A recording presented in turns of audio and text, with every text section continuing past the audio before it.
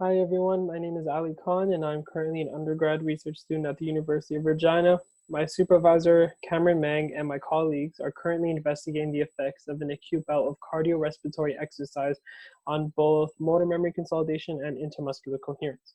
So just some background information before we begin. Prior evidence suggests that in young healthy adults, performing aerobic exercise immediately before or after practicing a motor skill may speed up or enhance the learning of the skill.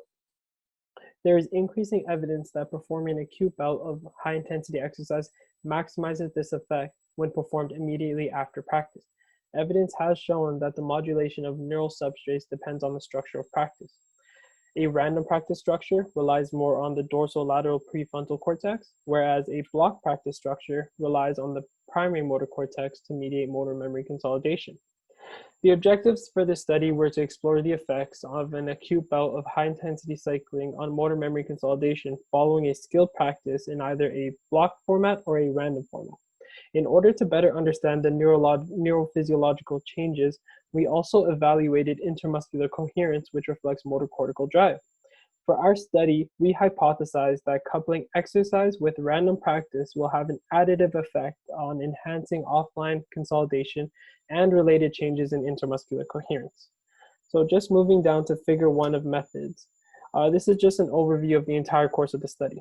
After a graded cycling test, healthy adults were pseudo-randomized into one of 4 groups in the second session that either underwent block practice, followed by 20 minutes of seated rest, random practice, followed by seated rest, block practice followed by high intensity interval exercise, or random practice followed by exercise.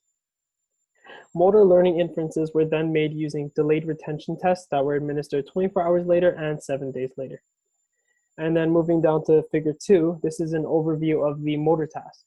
During the practice session and the coherence and retention tests, surface EMG was collected from the abductor pollicis brevis and the first dorsal interosseous.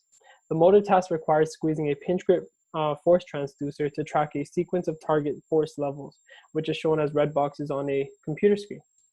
And in the table above, in the middle section of the poster, this is a table of participant characteristics broken down by groups. This study is in its preliminary stage, which is why there are low and varying numbers of participants. Moving down to figure 3, this is an overview of the results. Panel A is an overview of the motor skill performance results for all 4 groups. The y-axis is the time on target compared to the pre-scores prior to practice. And then moving on to the x-axis, we can compare these results to the scores post-practice, 24 hours later, and 7 days later. And then in panel B to the right, this is an overview of the intermuscular coherence results. The y-axis represents the intermuscular coherence compared to the pre-values before practice for all 4 groups. Down in figure 4, the following box and whisker plots take a closer look at comparing the motor performance time on target results of the different groups. The y-axis is again the time on target scores compared to their initial scores. The x-axis represents the time on target scores post-practice, 24 hours later and 7 days later. Based on our preliminary data, we were surprised to see no striking differences in motor performance and retention between groups. In the top right corner of the poster, this is figure 5, and this is representative data derived from 2 participants. Panel A is in the random and rest group. Panel B is derived from a participant in the blocked and exercise group. The coherence values are derived from the beta frequency band, which is between 15 to 35 hertz. Panel A shows an increase in all retention tests compared to pre. However, panel B suggests an improvement in coherence from pre to post, but goes back down to baseline during the 24 hours and 7-day retention test. The following box and whisker plots down below in figure 6 are similar to figure 4. They have the same groups. The y-axis, however, represents the intermuscular coherence derived from the peak maximum values within the beta frequency band. The x-axis spans across post-practice, 24 hours, and 7 days following practice. Panels A, C, and D may suggest decreased coherence values in the exercise groups at 24 hours and 7 days following exercise based on preliminary data.